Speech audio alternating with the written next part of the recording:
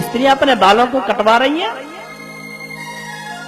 स्कंद पुराण में तो लिखा है कि यदि स्त्री के बाल में एक बार भी कैंची लग जाए, एक बार कैंची लगने पर उसके पति की 1 वर्ष की उम्र कम होती है। आजकल तो अधिकांश फैशन यही है कि बालों को कटवाते जाओ, पति मरे मर जाए दूसरा तुरंत विवाह तैयार है, कोई फर्क क्या पड़ता।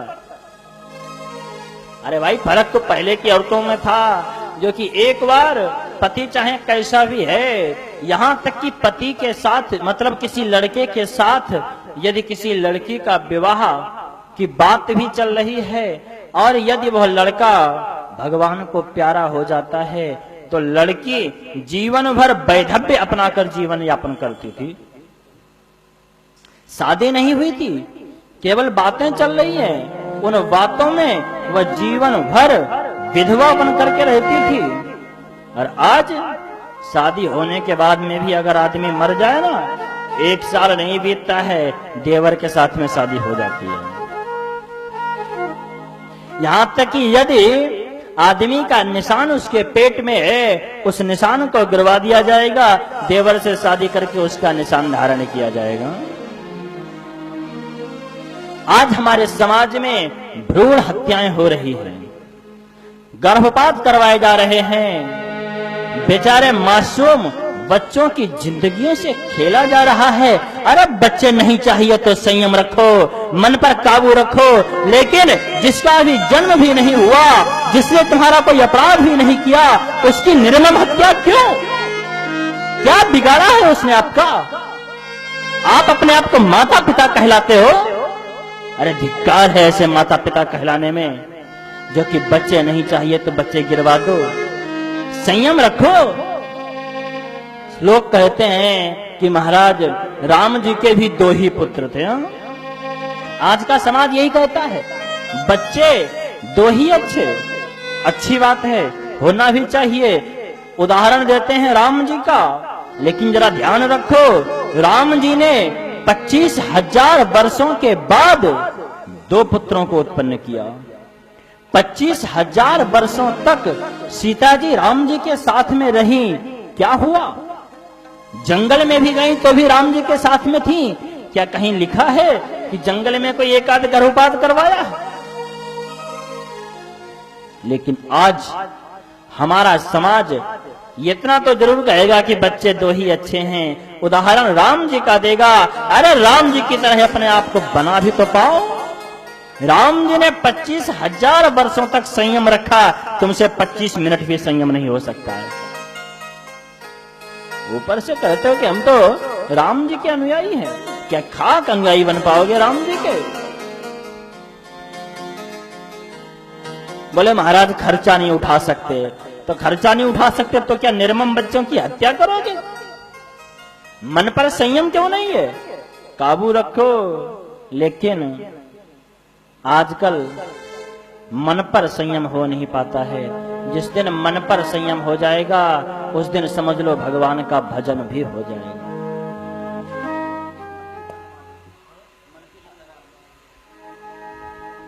जिस दिन हमारे मन की तरंगे मर जाएंगी, हमारे मन के विकार मर जाएंगे, हमारे मन का दुष्प्रभाव मिट जाएगा, उसी दिन हमारा भजन हो जाएगा। मन की तरंगों को तो मार नहीं सकते, मन के विकारों को तो मार नहीं सकते, और ऊपर से बनते हो राम जी के अनुयायी। अरे 1 जन्म की बात छोड़ो, अगर हजारों जन्म भी ले लो तो भी राम जी के अनुयायी नहीं बन सकते।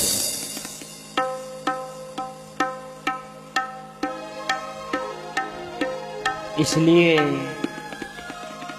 पहले के लोग, कोई नई बहू आती थी तो वरदान देते थे,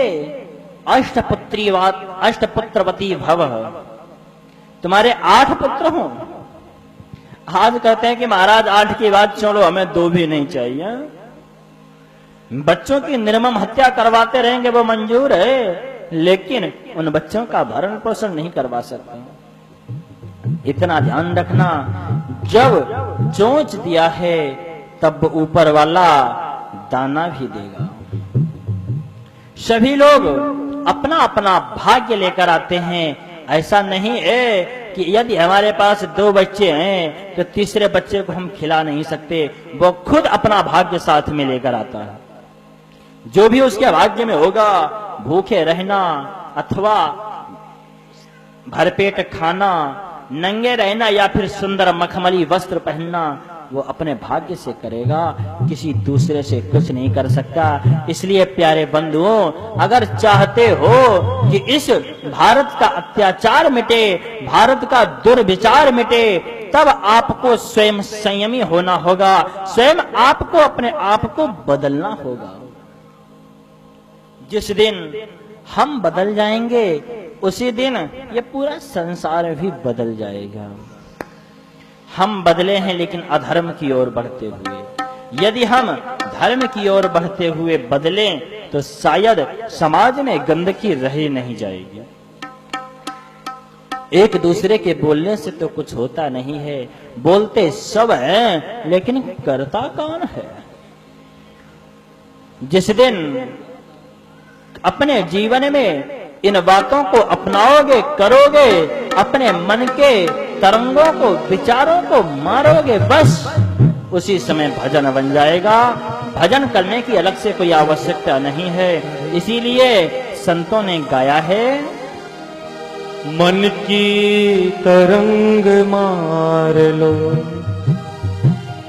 मन की तरंग मार लो, बस हो गया भजन। मन की तरंग मार लो, मन की तरंग मार लो, बस हो गया भजन। मन की तरंग मार लो, बस हो गया भजन। आदत बुरी सुधार लो, आदत बुरी सुधार लो, बस हो गया भजन। आदत बुरी सुधार लो, बस हो गया भजन। मन की तरंग मार लो।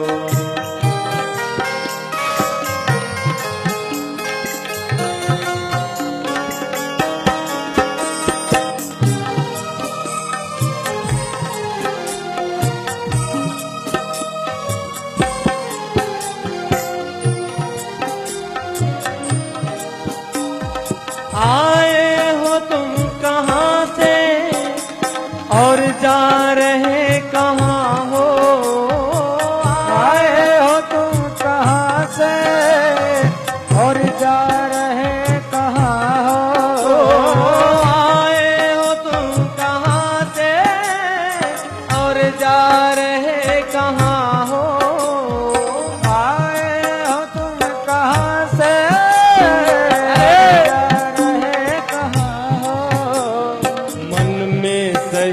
विचार लो, मन में सही विचार लो, बस हो गया भजन।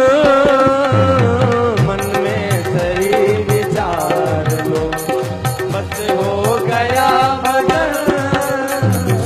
आदत बुरी सुधार लो।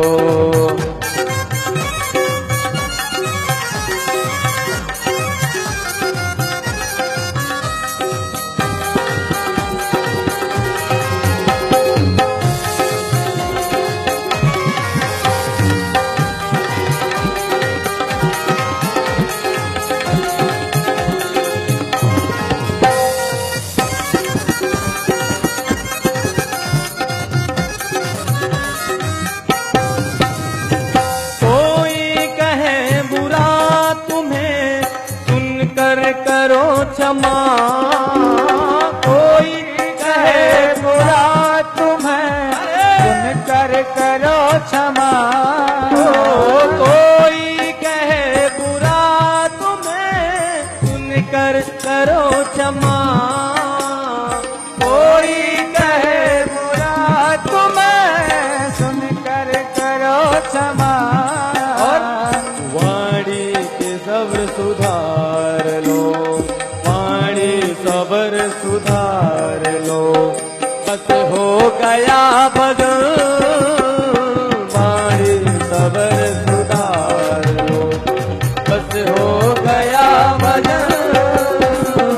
आदत बुरी सुधार लो, बस हो गया भजन। आदत बुरी सुधार लो।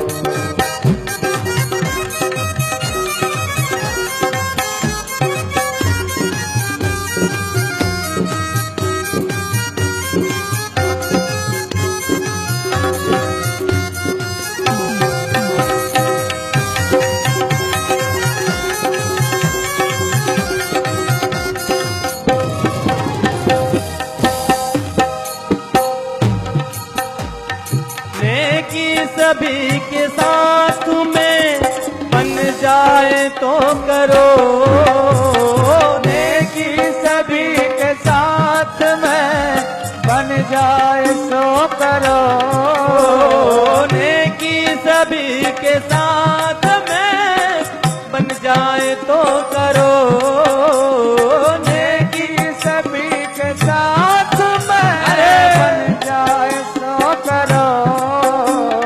मत सिर बदी का भार लो, मत सिर बदी का भार लो, बस हो गया भजन। मत सिर बदी का भार लो, बस हो गया भजन। आदत बुरी सुधार लो, बस हो गया भजन। आदत बुरी सुधार लो।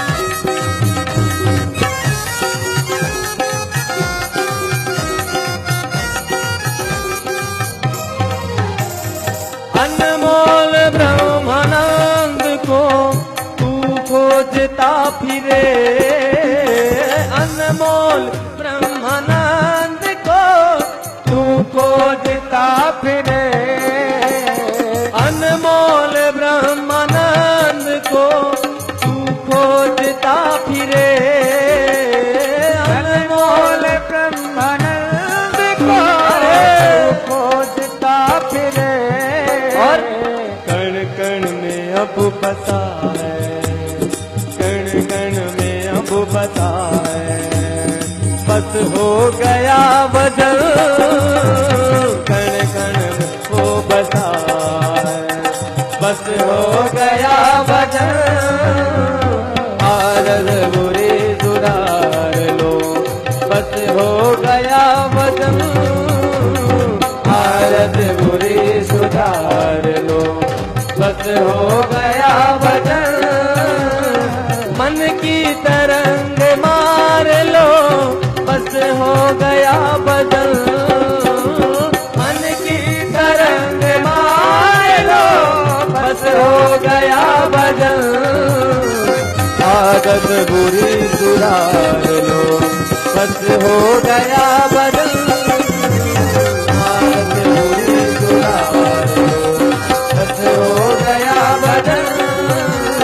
आदत बुरी सुधार लो, बस हो गया भजन। आदत बुरी सुधार लो।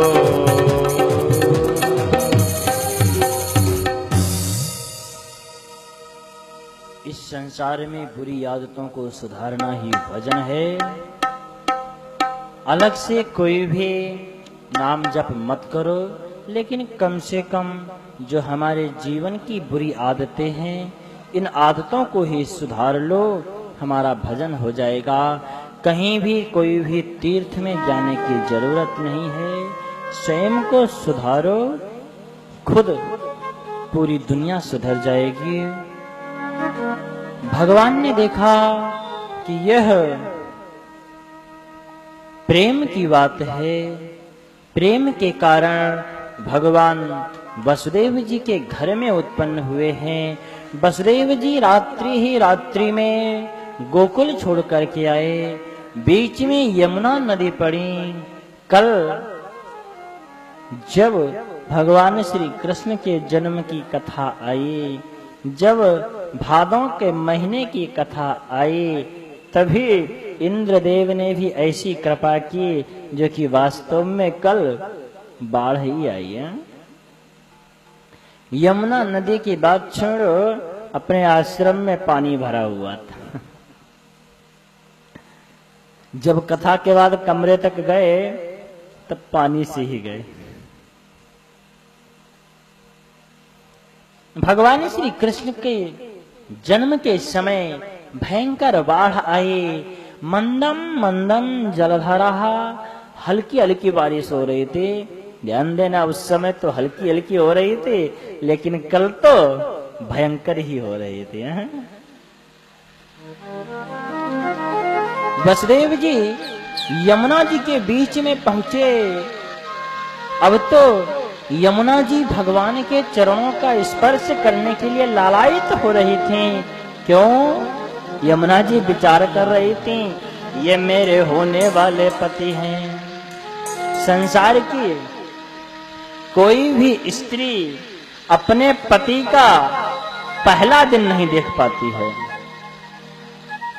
जिस दिन पति का जन्म हुआ उस दिन कोई भी स्त्री नहीं देख पाती है, लेकिन यमुना जी ऐसी हैं जो कि अपने पति के जन्म वाला दिन भी देख रही हैं कि पति का जन्म कब हुआ। एक दिन के पतिदेव को, अभी एक दिन के भी नहीं हुए, एक घंटे के ही है, एक घंटे के पतिदेव को देख रही हैं।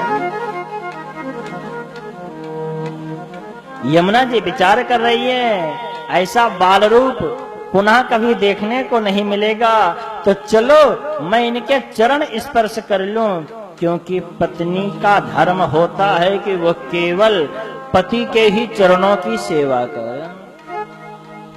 सास ससुर सबकी सेवा करे, लेकिन प्रेम केवल पति से ही करे। जिस दिन स्त्री का विवाह हो जाता है उस दिन से स्त्री अपने मायके की नहीं रह जाती है, बल्कि अपने ससुराल में भी अपने पति के होकर के रह जाती है। पति जब जहां चाहे तब स्त्री को जाना चाहिए, और जब पति न कहे तो भले ही चाहे कहीं पर भी कोई भी जगह हो वहां नहीं जाना चाहिए। यमुना जी अपने पति के चरणों को स्पर्श करने के लिए लालायित हो रही थी। वसुदेव जी भी कम नहीं थे, वसुदेव जी ऊपर करते जा रहे थे। यमुना जी ने कहा कि हमसे टक्कर ले रहे हो, अभी बताती हो। अब तो यमुना जी वसुदेव जी के कंठ तक आ गई। वसुदेव जी भयभीत हुए, भगवान को और ऊपर उठा लिया और कहने लग गए, कोई लो, मैं मर जाऊं कोई बात नहीं, लेकिन मेरा पुत्र बच जाना चाहिए। आज भी उस जगह पर कोयलो नाम का गांव बसा हुआ है। वसुदेव जी ने कहा, कोई लो मेरे कन्हैया को, मेरे बालक को कोई लो। उस जगह का नाम ही कोयलो पड़ गया। भगवान ने देखा यमुना जी तो हार मानने वाली नहीं है, और हमारे पापा जी भी हार मानने वाले नहीं है। यमुना जी पैर छूने के लिए बढ़ रही है और ये हमको ऊपर उठा रहे हैं, कब तक उठाएंगे? भगवान ने देखा यमुना कुलक्षणी बन रही है।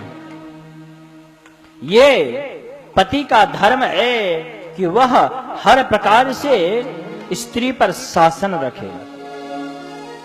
जिस दिन स्त्रियों पर पतियों का शासन नहीं होगा उस दिन ये धरती रसातल में चली जाएगी। स्त्री भले चाहे कितना भी स्वतंत्र समझ लें, लेकिन है तो वो नीचे ही, ऊपर कभी नहीं उठ सकती। चाहे आज कितना भी समझें कि हम ऊपर उठी हुई हैं, लेकिन वो ऊपर नहीं उठ सकती, वो हमेशा नीचे ही रहेंगी। जूती हैं, जूती बनकर के ही रहेंगी। कोई बात नहीं, बैठी हैं तो क्या हुआ। जो जूती भले चाहे सोने की बनवा लो, पहनना पैर में ही पड़ेगा।